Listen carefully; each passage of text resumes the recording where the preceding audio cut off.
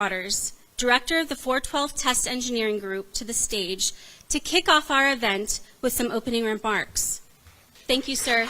Over to you.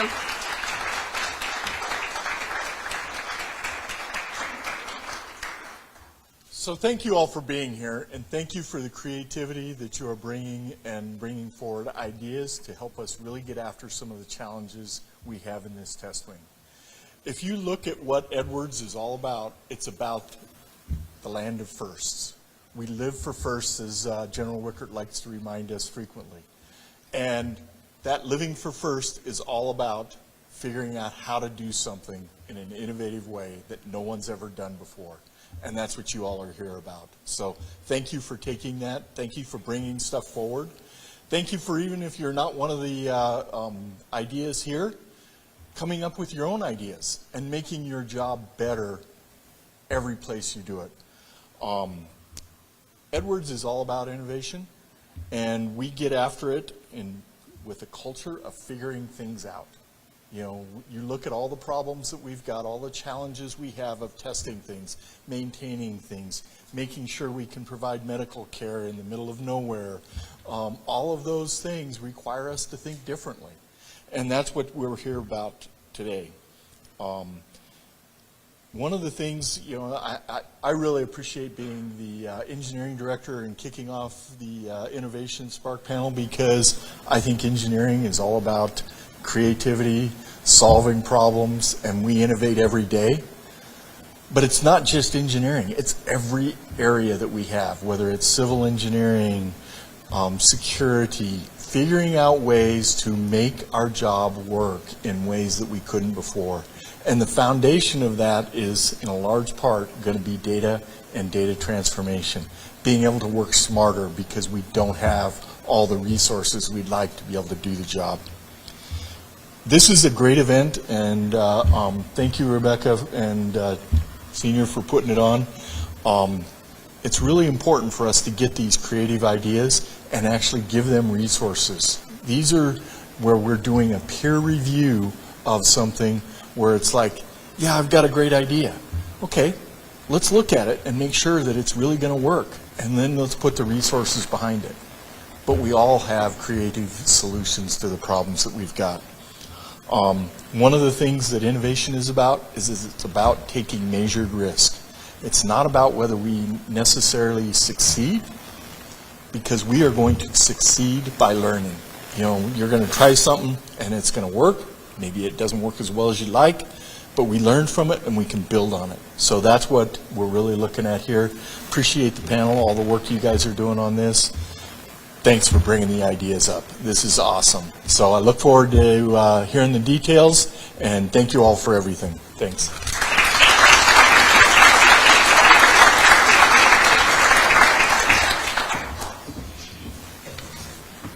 Thank you, Dr. Waters. I would now like to introduce our panel of judges.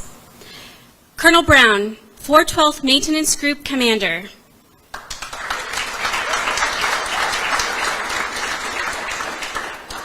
Colonel Carnduff, 412th Medical Group Commander.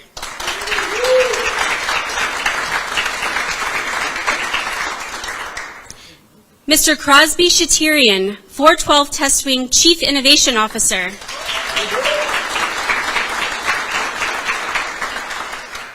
Mr. Jeff Korn, 412 Test Wing Chief Data Officer.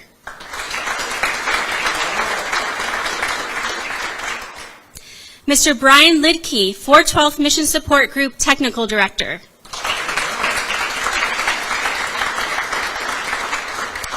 Thank you again for being here today and supporting our airmen and our innovation program. The Spark Tank competition will go as follows. Each innovator will have the opportunity to present their idea on stage with a 3-minute pitch. Following the pitch, the judges will engage in a 5-minute Q&A session. Once complete, the judges will have 2 minutes to evaluate and score the presentation. To ensure fairness and consistency, strict adherence to the time limits will be enforced.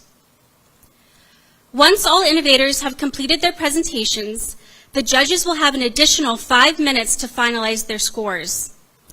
The score sheets will then be collected by a member of the Continuous Improvement and Innovation team, and we will proceed with the awards ceremony.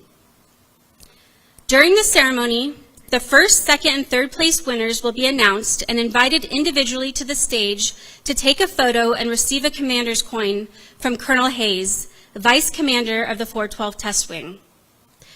Subsequently, a member of the Continuous Improvement and Innovation team will present gifts to all of the innovators. After the awards and photos, all innovators will be invited to exit the stage and form a line at the front, allowing attendees to congratulate them following the closing remarks. We will now begin the presentations. Our first presenter is Mr. Adam Navas, a mechanical engineer from the 412 Civil Engineer Squadron, Operations Engineering Flight, Requirements and Optimization Team, presenting Artec Leo, wireless and AI-driven 3D scanner.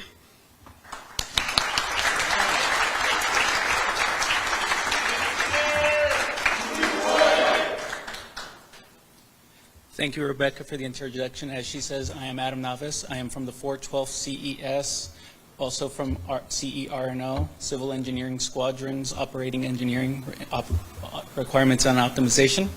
Next slide, please. So the opportunity I'm showing here today is for the fact that our shops at CES run into the fact that we have missing parts that are no longer maintained or having to be machined and having long wait times that affect mission requirements. Next slide, please.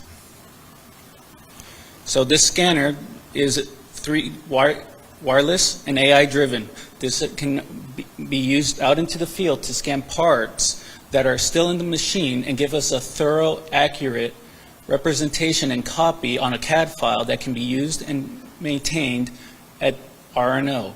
We happen to have these 3D printers here already on base, and we have been making parts already as test subjects, which I have here. Next slide. So this scanner is able to be used in the field, and not only is it's able to scan thoroughly, and it's AI driven. So it gives us point accuracy on tolerances and thickness of parts. Not only that, we can leave it out on the floor and then pick it up and start right over and give us a full accurate design.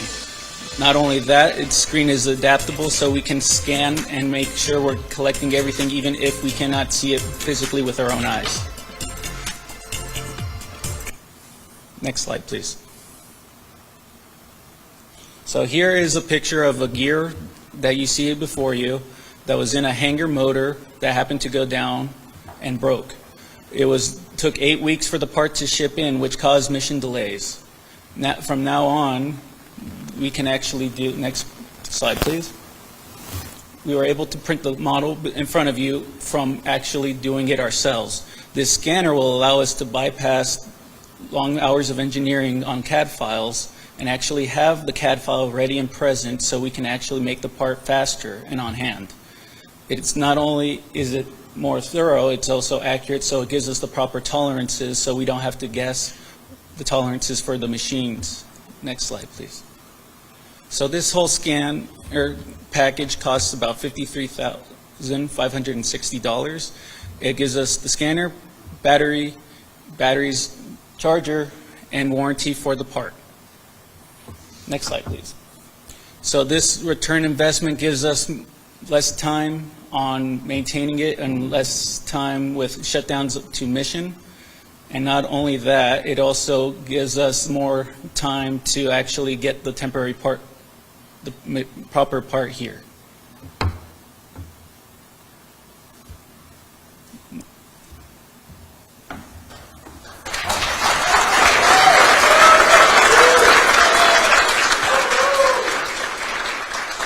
Judges, you have 5 minutes for Q&A.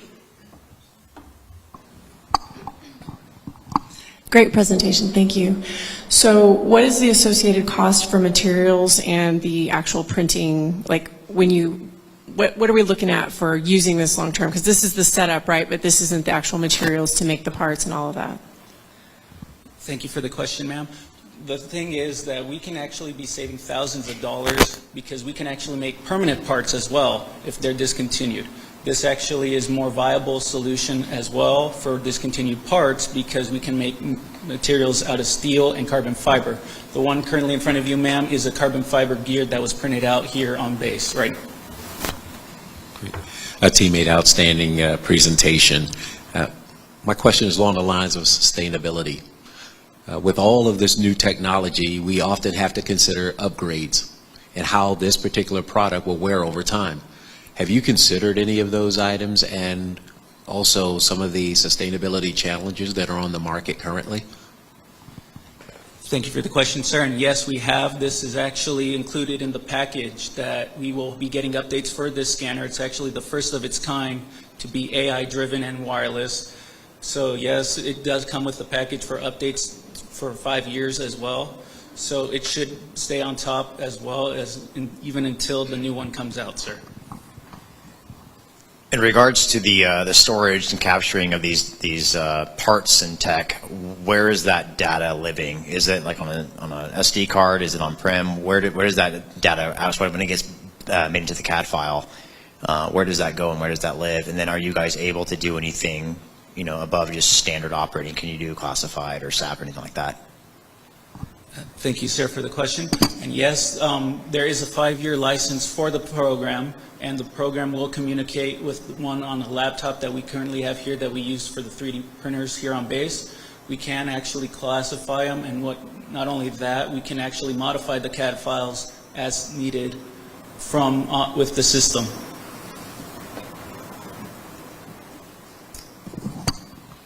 For the software that you guys are using for this, is there any issues with it being certified to run on our networks or things like that? And what would be the long-term cost for the software and the licensing for that? Thank you for the question, sir. We actually already have approval for it. All we need to do is get the funding for this, and all we have to do is press a button and say yes, approved, and send, and we will have it right away. And not only that, we can actually tie it to our files here on base, so there is no issue with that, sir. So my fellow panel members asked all the questions I was going to ask. I just wanted to say thank you very much for bringing this to us. This is amazing. I know it's not easy to be up here in front of everybody. Super important, and just thank you. Thank you, sir.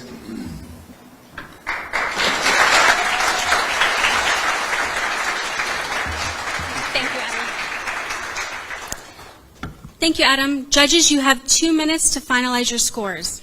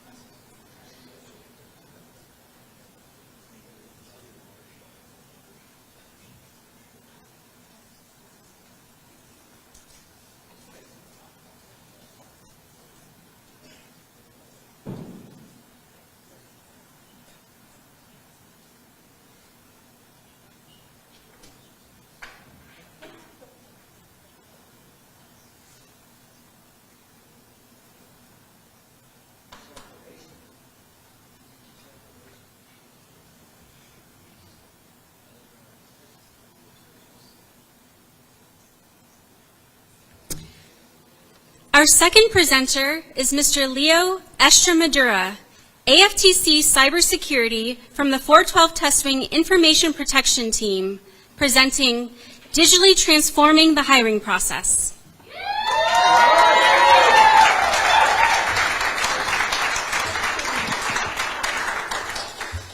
Good afternoon. People are our most important asset within the 412 Test Wing. So it is crucial that we hire the most qualified candidates for positions that contribute to the overall 412 Test Wing mission. In order to do that, supervisors, leaders, and hiring managers need help. We need to, next slide, please. We need to provide our team members the tools that help streamline the hiring process, slow the time to hire rate, and reduce the risk of disqualifying qualified candidates. Next slide, please. My solution is to utilize services provided by HireVue. HireVue is a cloud-based recruitment and hiring platform that uses AI and automation that provides leaders a fast, flexible, and secure hiring experience. HireVue is a FedRAMP authorized cloud service provider and is currently used throughout the federal government to include OPM and the Cybersecurity and Infrastructure Security Agency, as well as across the Air Force and Space Force to include AFPC's Palace Acquire, AFSOC's High-Grade Hiring Panel, and the Space Force Enlisted Talent Management Office. The proposal also aligns with General Wicker's strategic plan, specifically with LOE1, which describes implementing tools to improve and analyze recruitment and retention within the 412 test wing. Next slide, please. The hiring process typically takes the supervisor, lead, or hiring manager away from their primary duties. HireVue's tools will help solve some of those manpower costs by providing our team members with tools such as automated scheduling and assessment and interview builders. As an example, the Space Force ETMO office reduced the interview to conditional offer time from 30 to 45 days down to just 10 days using HireVue's tools. The assessment and interview tools allows our team members to assess candidates in a number of ways, to include game-based and technical assessments, allowing for a more comprehensive assessment depending on the role. Additionally, the platform provides live and on-demand video interviews, allowing hiring managers the ability to review candidate interviews on their own time without limiting the candidate based on hours or time zones. Next slide, please. I am asking for $200,000 and 412 Test Wing organization volunteers as beta testers for 1 year. The estimated cost is derived from the GSA schedule contract and includes the video interview and skill assessment builder, with the goal to demonstrate the capability, capture hiring metrics, and provide a report to senior leadership so they can make an informed decision for any future funding of the service. Thank you.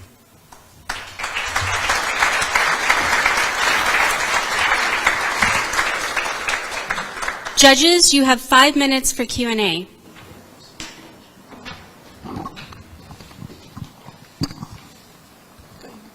Hey, teammate, outstanding presentation. You brought the fact that this particular product is in use in other places. So with that in mind, how can we look at this particular product and inculcate it into our current ecosystem? I know it worked there, but what guarantees us that it's definitely going to work here? Thank you. That's a great question, sir, and that's why I'm asking to test it, and we are an organization of tests. So having that 1 year beta test to include multiple organizations allows us to gather that data and make that data-driven decision to determine if that will work here. Now, considering that hiring processes is similar across the Air Force and Space Force and across the federal government, I think that would help cage that argument to determine if, hey, can this service work for this environment? So that's why I'm asking for beta testers for that 1 year, sir. Great brief. Thank you so much. You mentioned 200K for 250 hires. We're hiring significantly faster than that in some of our areas. How scalable will this be, and how much will the costs go up if we want to keep pace with what our hiring process is going to be? Absolutely, great question, ma'am. So the cost is dependent on the actual hires estimated per year. So the cost that we derive from GSA contract or GSA schedule contract is for 250 hires, but they do offer a schedule contract for higher anticipated hires for that year as well.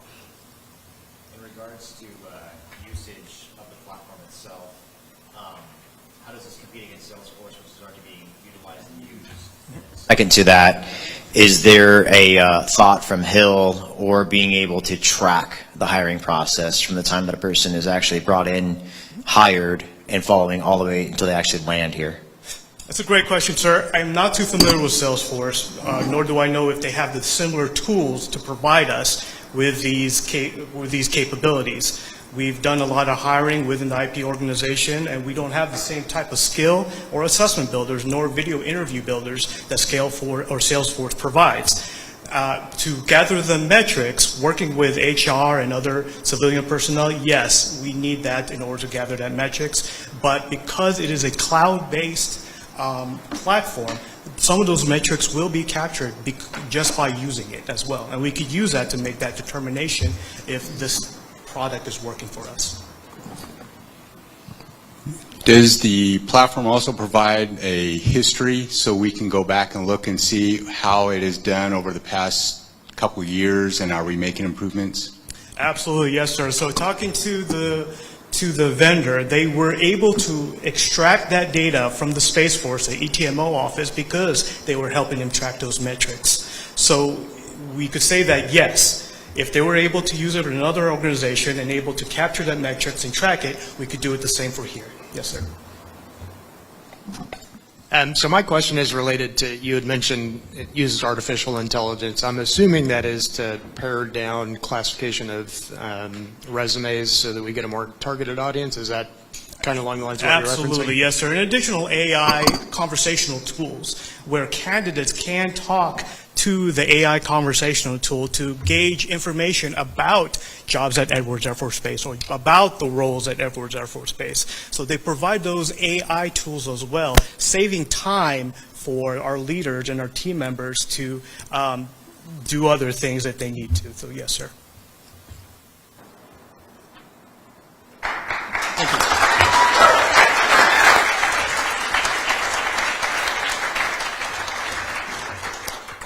Thank you, Leo. Judges, you have 2 minutes to finalize your scores.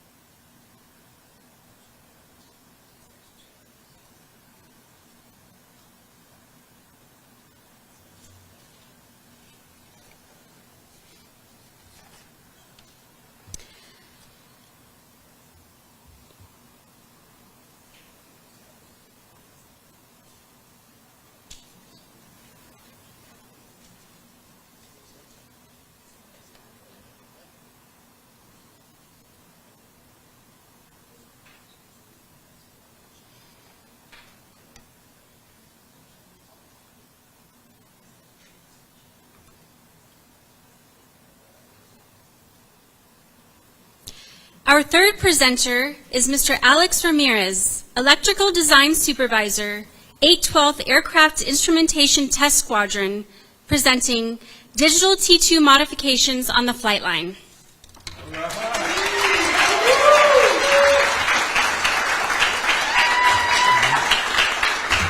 Thank you. So my pitch today is essentially to bring flight tests at Edwards into the 21st century. So next slide, please. So in instrumentation, we design, fabricate, and install, maintain all the orange wire and equipment on Edwards' own jets. Orange is the color of flight test. That explains the shirt.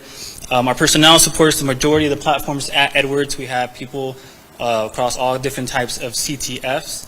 We take a lot of pride in our work because we are a critical reason why Edwards is the center of the aerospace testing universe. Right? We create the flight test systems that collects the data. Without the data, there is no flight test. Next slide, please.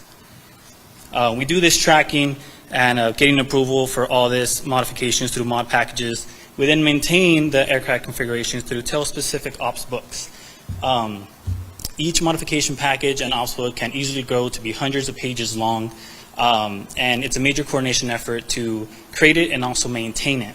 But there's another thing also happened a few years ago, if you can click next, please, is AFI 33-322 came out saying we must go fully paperless. And not just that, because next one, please, COVID also happened. And that enforced a rapid partial digital transformation for us. And we reacted by being very flexible and adding agility into our process, but it created a problem because we modify airplanes on the flight line. And as of right now, we do not have a capability to take a digital mod package or an ops book to the flight line. So we've been forced to exist in this hybrid limbo of physical and digital documents. Next slide, please. My pitch is to use $70,000 to purchase Surface Pro tablets to use on the flight line as a powerful coordination tool to modify and maintain instrumented aircraft. They will not be connected to the aircraft. They will not be used to process flight data. They will meet the AFI requirements so we can do the full digital transformation. It will be a one-time investment because we have our own IT department that can maintain these tablets. And then we will be saving at least 10 man-hours per engineer per week, and the impact would be felt across all the platforms that we support across Edwards with reduced aircraft downtime. So how exactly will this work? Next slide, please. So tablets will be synced at the start and end of every day, similar to maintenance TOs. During the modification, they will be kept jet side so we can obtain digital signatures via CAC reader. We also want to do a stylus, so then we can also get permission to do a digital wet signature. Engineering changes can also occur directly on digital copies now, instead of having to write them on a physical print and then transcribe them into the digital format. Technicians will have access to the most up-to-date aircraft information on the flight line. So I'm talking about the mod packages, the ops books, the instrumentation database, which is where we get our tech data, where we get work requests, where we get part availability. So these devices are also Wi-Fi enabled, so Teams is also an option if we're close to a connection point. They will have the full suite of Microsoft products like Word and Excel. So what I'm asking from you all here today is a small investment of $70,000 so we can make that full digital transformation and pull Edwards Flight Test into that 21st century.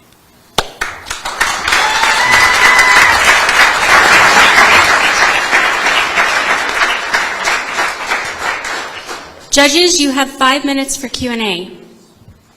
Thank you so much. As with all, it's much appreciated. Thank you.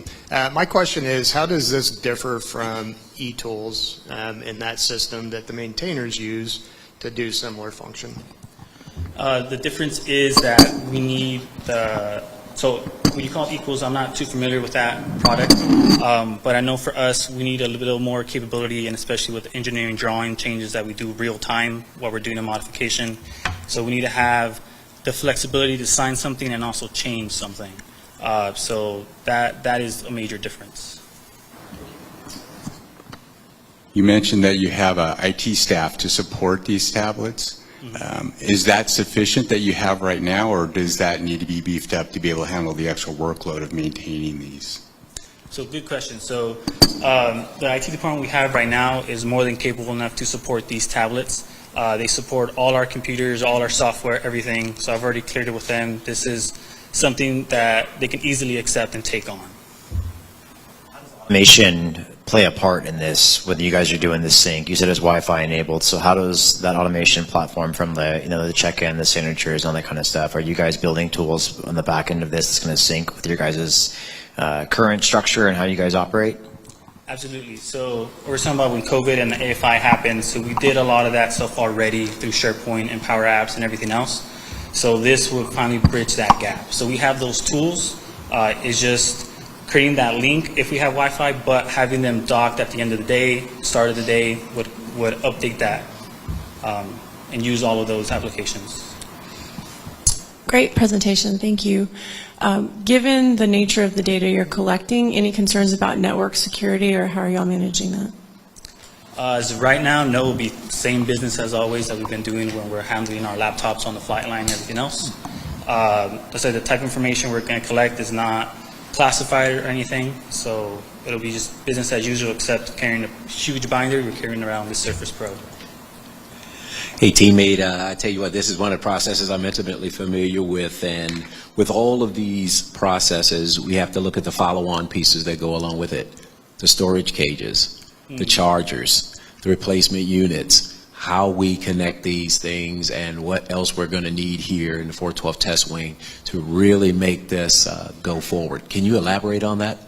Yeah, so the reason I chose 70 is because each tablet with the case, with the CAC reader, with the keyboard, everything will run around 2,000. So we're looking at getting 30, leaving 10.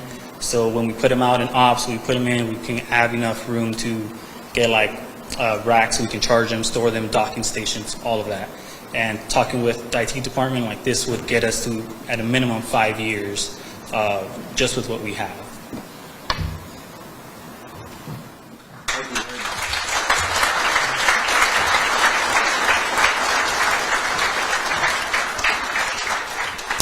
Thank you, Alex. Judges, you have 2 minutes to finalize your scores.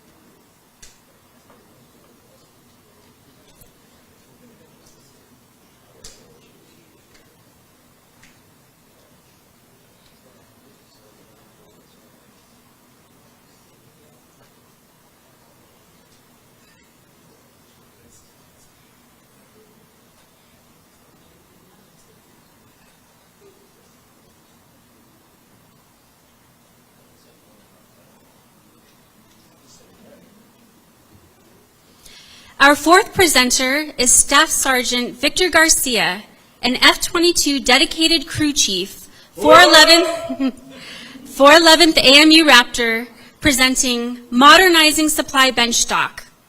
Staff Sergeant Garcia will be presenting via video recording as he is unable to attend today. Hello everyone, I'm Staff Sergeant Garcia from the 412th Aircraft Maintenance Squadron. Let me start with a question. When you want to find a word's definition, do you carry a dictionary? Of course not. You use Google. Yet when it comes to identifying, inventorying, and ordering critical aircraft parts, we're still using outdated manual methods. This slows us down and costs valuable time and resources. Currently, it takes 30 minutes to locate and acquire consumables needed for maintenance, and our supply section spends an average of 4 hours per month just inventorying bench stock items.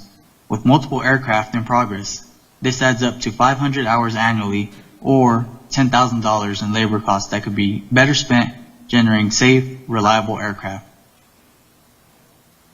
Our solution, AutoCrib. This modern automated system aligns with the 412 Test Wing's goals of enhancing digital infrastructure and optimizing processes. With retrieval times under 10 seconds, AutoCrib provides fast, accurate access to items of any type or size. Its system tracks critical overhead data such as job numbers, tail numbers, and LCNs, ensuring accountability and seamless integration into maintenance processes. Additionally, AutoCrib prevents access to serialized gauges that have fallen out of calibration, enhancing compliance and safety. This system features automated restocking, can hold up to 2,500 items with expandable locker options, and comes with 24/7 tech support. as well as on-site training for maintainers. Bases like Hill and Tinker have already adopted AutoCrib, and the 412 Maintenance Squadron has adopted this system as well, seeing turnaround times drop from 20 minutes to just 1 minute.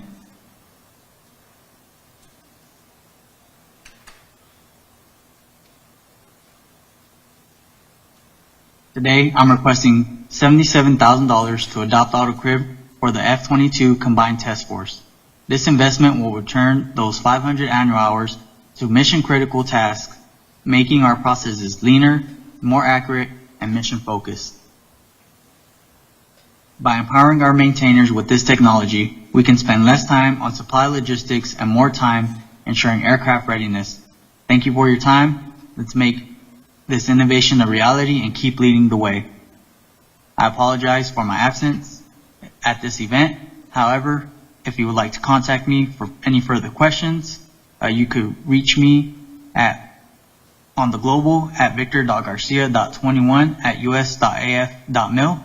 Thank you all for watching my presentation. Hello, everyone.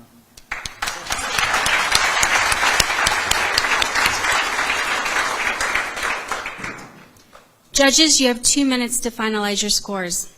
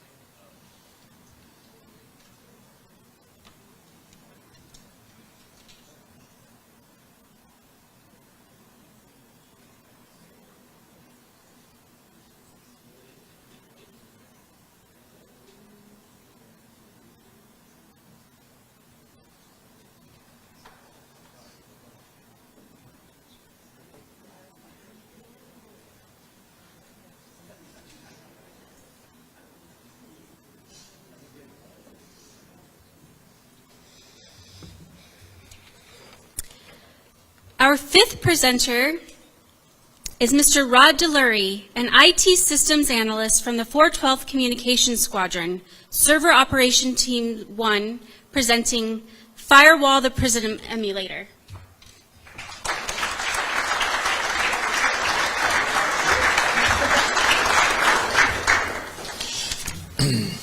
Good afternoon. So let me tell you all a story. So I'm always trying to learn new things. And I heard about these new computers, and I thought, there's a little gap in my knowledge here because I'm supposed to be a computer guy, but I don't know what these things are. And so I wanted to know how they worked. I wanted to get the mysteries out of the way. And so I had a lot of questions, and I thought in the back of my mind, I think these might be able to be used by the government and even be more secure. So I'm here today to tell you my story about these computers. So they use a processor that you probably have used before. You've all probably have actually used this processor in a phone that you've probably touched that was Android. So what they did is they took that chip out of the Android phones and they put it in computers. They've been doing this for a while. But these chips are made by a company called Qualcomm. And it's a completely new computer to me because it's a new processor. So it handles instructions differently than most computers that we've dealt with, that I've dealt with anyway. So I knew that, and I thought it was obvious to me that this was a great thing, the way these computers worked, and I thought it was very exciting. Now, after I read more into it, though, I kept reading, and then it dawned on me, these things are really secure because you can't hijack the computer with the old code people wrote before, because they're only running new code. So it's kind of like, go ahead, next slide. It's kind of like running a Red Hat program on an Apple computer. It just doesn't work. So what I thought was, with all the exciting names, they had one of them is called Snapdragon. The computer processor is actually called Snapdragon, and I thought these things are really good because they're going to be the most secure Windows computers there are. Next slide. Then I was really disappointed. I found out that that's really not the case of the way they work. They are backwards compatible. The backwards compatibility is done by Microsoft, by software, by a thing called the Prism emulator. Next slide, please. So the more I read about the Prism emulator, the more I didn't like it. I started not liking these computers at all, honestly. They had made something that could run all the bad software, and you didn't know that it was happening. And I kept thinking, there's got to be something to make this different, to make this work better. But I didn't find anything. I read and I kept reading, and that's where I thought there must be a way. Next slide. So my invention, the summary of my invention, is to control this thing called the Prism emulator that's built into these computers. The Prism emulator, it needs to be changed, and I think if we can figure out a way to manipulate that and manipulate this emulator, you have a much more secure computer. I would want to build software that firewalls the Prism emulator, puts a leash on it, controls it and manages it, and with the control, in doing so, it gives you a more secure computer. I suggest small experiments, light and fast, and it will take time to understand some of the nuances there, to gain that knowledge on how it works. And I think with the knowledge and practice of this, you will be able to build a new system that will prevent you from being hacked and keep your data secure. That's it.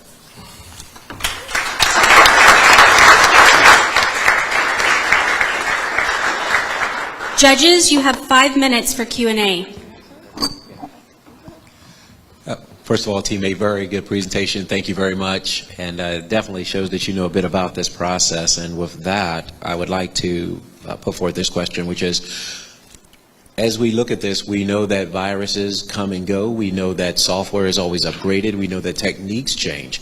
So how does this $50,000 investment evolve into a lifetime of change for not just the 412 Test Wing, but the United States Air Force as you presented it? Thank you. Yes, sir. I think that's a great question. There is no 100% foolproof, super secure computer. But my big takeaway on this is that over the last 10 years, the majority of code was written for specific Windows computers, and most of that code, if configured correctly, will not even run on this computer. So for a time window, you have for the next 5 years, you have a very secure computer that cannot even run any of those exploits. I don't think that quite answers your question about how do we make a computer secure forever, but that's my answer to the question. Yes, sir. Thank you. Thank you.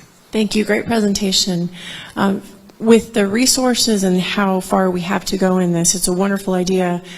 How far through to the solution do you anticipate $50,000 getting you? Because you mentioned, pairing with TENG. I mean, we're talking about some expensive resources in some of these areas. How far are you going to get with $50,000? Yes, ma'am. My approach is my first thing is to buy a few of the computers and go to Microsoft and ask them basically, can you turn this emulator off? Just ask them a simple question. We don't like it. Can it be turned off? If it's turned off, you go one way. If they come back to you and say, we're not going to support that, we're not going to do that, you go a different way. Each way has, let's say they say no, we're not going to support you. Well, that way, to me, I suggest working with a vendor, getting an RFP out there, and a trusted vendor, and try to work with that vendor to persuade Microsoft this is what we need. And so you're going to have costs for the vendor, costs for the RFP, things like that. If they do say, if Microsoft just comes out and says, oh, we've kind of worked on this for this agency, yes, here, do it this way, then it's just a matter of our testing and going through the red tape. I hope that answers the question. The evaluation, what makes you go this route with these processors rather than just spinning up a VM or doing other kind of solutions where, you know, tying in machines to be able to output the solution that you're looking for? Is it the infiltration? Is it the hacking? Is it if you have spoofed software sitting on the machine? What is it that you're truly looking for by spinning up these machines? Yes, sir. Thank you. Many years ago, I worked in a facility that got hacked, and every single one of their Windows desktops got the exact same virus. And I could see that happening here, unfortunately, because even though you have a huge amount of security controls, you don't have much diversity. So to me, diversity is key. One of my slides, I know went by fast, you saw a Mac, you saw a Red Hat computer. To me, it's all about diversity. This gives you Windows diversity, and if done right, I think will not run many of the exploits that we're building all these security controls to prevent right now. It literally won't be able to run them. So it's just another layer of, I hope that answers the question. Thank you. Do you know of anyone who's done something similar like this already that has done kind of proof of concept and show that it's worked maybe in a smaller scale? Yes, sir. The technology to manipulate the way Windows does things like this is done on a daily basis by our antivirus and anti-malware and security vendors. They go in and they basically use Microsoft's tools and hooks to work around and rechange the way Microsoft does things to make it more secure. So I don't think this is a stretch in terms of a brand new concept. I think it's just a concept that hasn't been done because of organizations not asking the right questions and saying we want it secure, not that it runs everything. We don't want the compatibility, we just want security. I hope that answers the question. So no question, just wanted to, kind of reiterate some comments from Dr. Waters earlier, right? Our key to our advantage against our competitors is our data, and then what you're talking about is how do we secure that data? Very outside of the box thinking. Thank you, great presentation. Thank you. Thank you. Thank you all.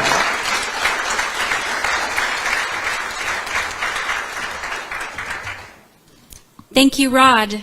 Judges, you have 2 minutes to finalize your scores.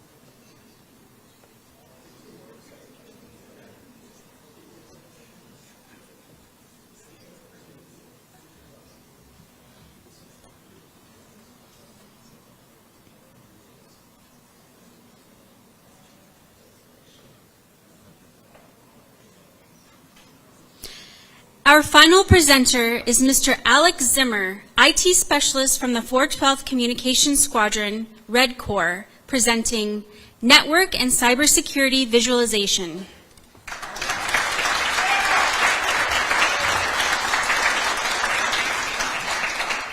Hello, everyone. My name is Alexander Zimmer from 412CS Red Core. So first, some background. Next slide, please. The Red Core team has developed an in-house tool called Mycroft, which visualizes the vast amount of network data on base. This tool can be divided into two parts. First, Mycroft's data engine, which has been enhanced over the past year with a dedicated server and code improvements allowing it to handle significantly more data than it used to. The second part is Mycroft's user interface, which currently provides a strategic visualization of the full base network as well as tactical subviews of its subnetworks.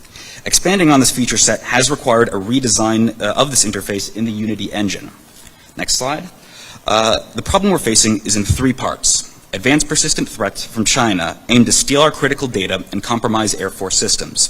Defense of this requires understanding abstract network data structure, which takes years of training and for dozens of analysts. And with our Mycroft tool used to help bridge this gap, our interface hardware does not meet the requirements to handle the increased data rate.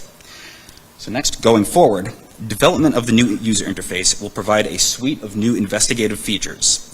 The new platform will additionally use augmented reality to leverage natural human processing of three-dimensional space for fast data comprehension by analysts. We also have provided a short video to showcase some of our intended development.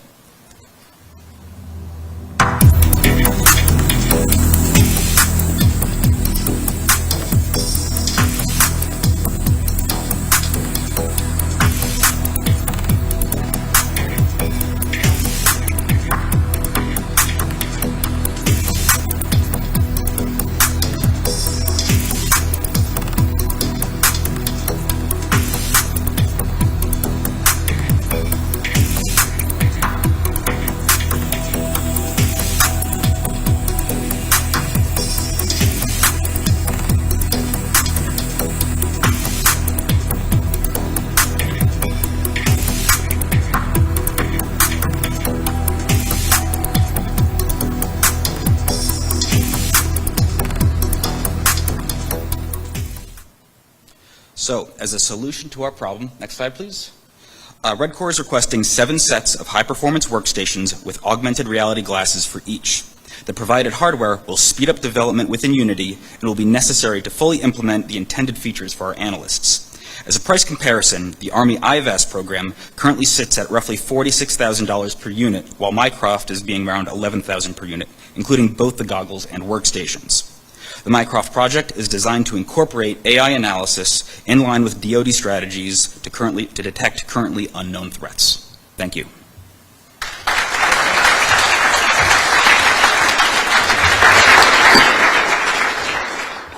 Judges, you have 5 minutes for Q&A. Great presentation, thank you. My question is regarding scalability. So I know you're focused primarily on NIPRNet. Mm-hmm. Do you see application for this on some of the other non-connected networks, specifically range telemetry networks and those types of things? Yes, but that depends on our ability to scale up our ability to monitor those systems as well. We have a separate system for that. It's called Enigma Core, where we put sensors and it aggregates the full cumulative network data on base. And so we'd have to expand our sensor capabilities to add those other areas. If you're using the augmented reality to kind of visualize the network topography, how does the AI actually interfacing and interacting with the human in the loop there? Got it. Yep. So the AI analysis is actually a separate product that we look to integrate with Mycroft. We have been creating various AI models to detect different types of threats based off of different categories of communication. We have a dedicated AI server which hosts both the Mycroft engine and those separate data analysis pipelines, and the results of those pipelines can be fed back into the engine to be then represented to the analyst. In regards to the AR aspect of it, what is that offering you guys and enhancing you guys in that space? Why is it that you're going that route, and how is that going to afford you guys the advanced, either awareness to what's going on within the network or different things that are taking place that you can't just manipulate on a screen? Yes, so this is going to allow us to share the interactability between multiple users. Typically, you're looking at your own individual screen by yourself, but this is going to allow cooperative interaction with the same investigative space between multiple users. Great presentation. What is the training time and lead time? You mentioned the skill that you guys have to do this. So moving to this arguably user-friendly but potentially more complex platform, what's the training time or the lead time to get someone up to speed to be part of this team? Training is somewhat continuous and with advanced techniques over time, but we do have a new onboarding program for a lot of our airmen who are looking to learn this types of skill set that takes roughly 3 months to get up to speed, but it involves learning a range of different analysis methods, and we're looking to make this a means to cut that down to make, because you first have to not just understand what are the threats, but you have to understand what the network is, and that's a complicated thing, a lot of abstract data, and so we're using this to try to make it easier to explain what the network is and then find the anomalies within it. And so we're thinking it would cut down the training time for people being onboarded quite significantly. Thank you. Well, teammate, everyone has commented on the fact that there's an outstanding presentation, and I echo those sentiments. And as we take a look at this, with all of these systems, are there currently authorizations that we need to bring this particular system online with all of the other Air Force systems that we have? And what's the outlook for the future as we look at maintaining this thing over time? Are there going to be upgrades? What are we going to need to do? Or is this a one-time, good time thing? One time to get it up and running for our base. The workstations were sourced from the quarterly QEB, and so everything's already been allotted there. The particular set of glasses we were looking at, we have a slide for cost and timeline, but we're looking at the Magic Leap 2, which currently is TAA compliant, and so it should be able to meet all authorizations to be compliant to connect to our networks. Additionally, I guess it's a little bit further on, but sorry, additionally, where we stage everything is within an enclave network, which monitors but is separate from NIPR and other commercial networks. So we will be able to implement this in a secure manner on top of the fact that the hardware is already TAA compliant. Great, thank you very much. Thank you.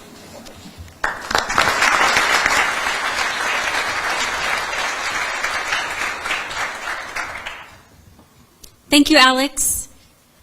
Judges, you have 5 minutes to finalize all of your scores. The awards ceremony will start at 2:15. This is an intermission for the audience.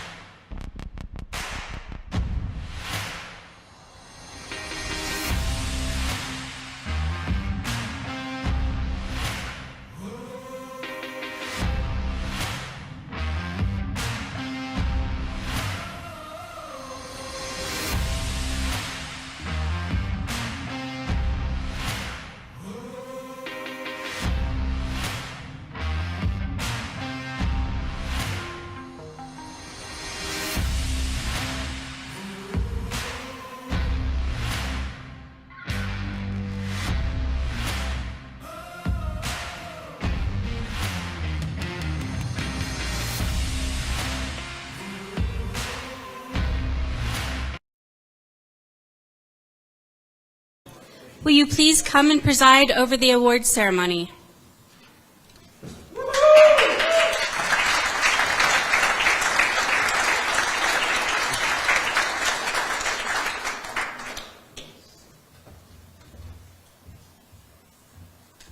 Hello, sorry, we're still tallying up the score, so it'll be another few seconds.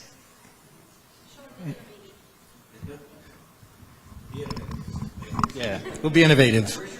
Continue to, my song? Continue to mingle for a little bit until we get the scores final. Oh, not for this audience. This is live streamed, yeah.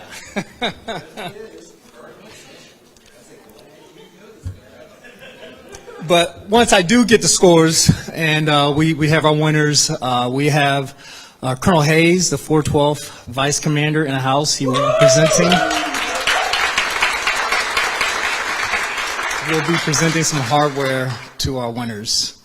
Thank you all for being here, though. This is truly awe-inspiring that, innovation means this much, and that, being here at Edwards, the home of test, the center of the universe for test, and, this is amazing. We need to lead the way, and when people think of test, they think of Edwards.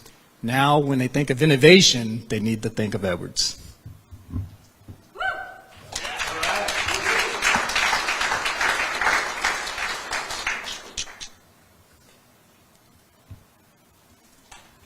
And I think we're almost there. More, more.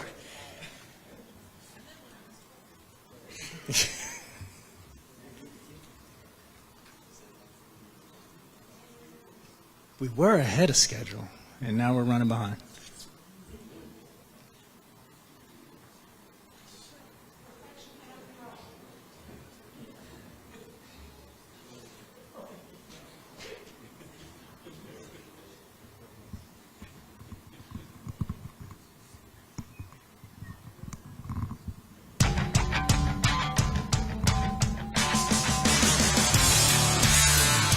Heart of Edwards Air Force Base. A symphony of dedication and teamwork takes flight.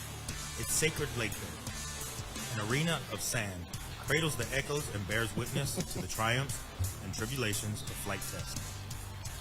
Every takeoff, every soaring achievement is the result of a harmonious ensemble, a testament to the power of unity and purpose. It starts with our educators, who light the spark of curiosity in our minds.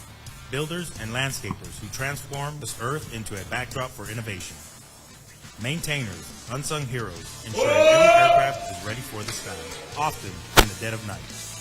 Engineers, architects of dreams, designing the future of aviation with precision and ingenuity. Doctors, nurses, and medtechs, silent sentinels of health that keep the heart of our base pumping. Logisticians, skilled tacticians, orchestrating the intricate frantic coordination writing. of resources and supply chains. Defenders, steadfast guardians, providing stability and safety to our people. And don't forget the cooks, clerks, and countless support staff who keep the base running seamlessly, fueling the passion for those who fly. All of these roles, seemingly unrelated, empower Edwards to deliver crucial testing to our Air Force. Here, at the center of aerospace testing universe, we have played a Colonel Hayes, will you please join me up on stage?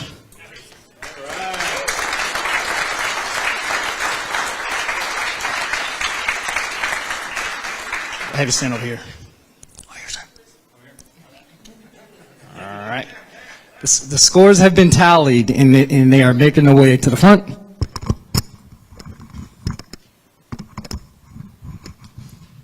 you want some words, sir? All right, I'm excited. This is really an important step for the type of work that we do here. We all heard the boss's commander's call where we're working forward to try to put cutting edge capability to the warfighter so we can beat China, right? That is why we do what we do. But it doesn't have to happen at the billion-dollar program level. It has to happen at all levels, and starting when you can find innovation in any way and figure out a way to improve what you're doing, that's going to make everything easier. That's what's kept us as the #1 Air Force in the world for 75 years and counting. So I'm excited to be able to reward the people that have taken this to heart and are looking to fund those projects and get them into the next stage. So let's get that going. All right, here we go. Thank you again, and congratulations to all our innovators. For 2024 Spark Tank, our third place innovator is Mr. Alex Ramirez, who briefed the digital T2 modification on the flight line.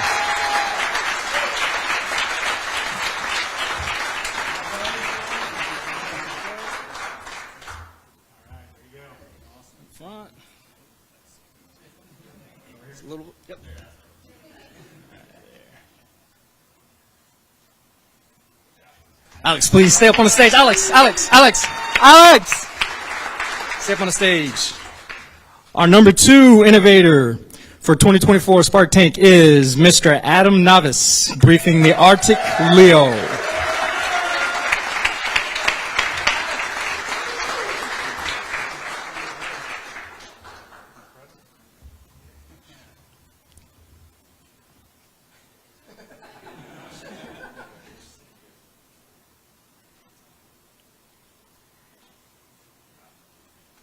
All right, please step on stage. And our #1 presenter, innovator for 2024 Spark Tank is Mr. Alexander Zimmer, briefing the network and cybersecurity visualization.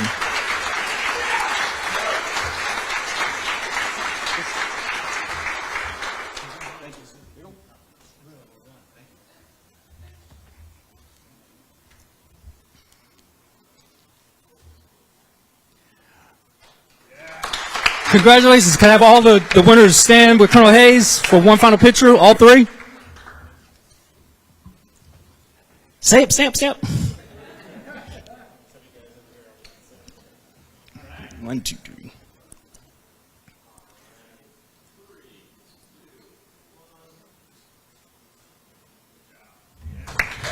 Congratulations. Colonel Hayes, you're free. Stay. Colonel Hayes, you can go, but winners stay. Okay. Yeah, just one last thing. We always think of innovation associated with Edwards. We also think of hot sun and possibly skin cancer. So wear your sunscreen. That's what this is. So everybody, make sure you're doing that. And congratulations to you guys. This is an amazing conference.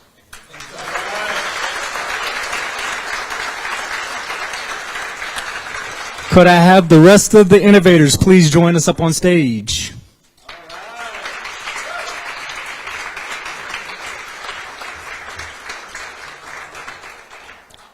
We have a presentation from one of our CI2 team members.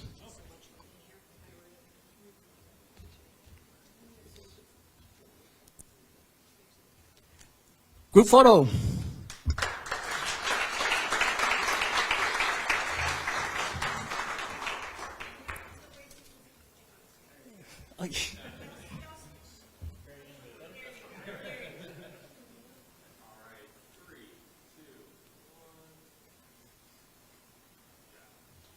All right, congrats. Please take your seats.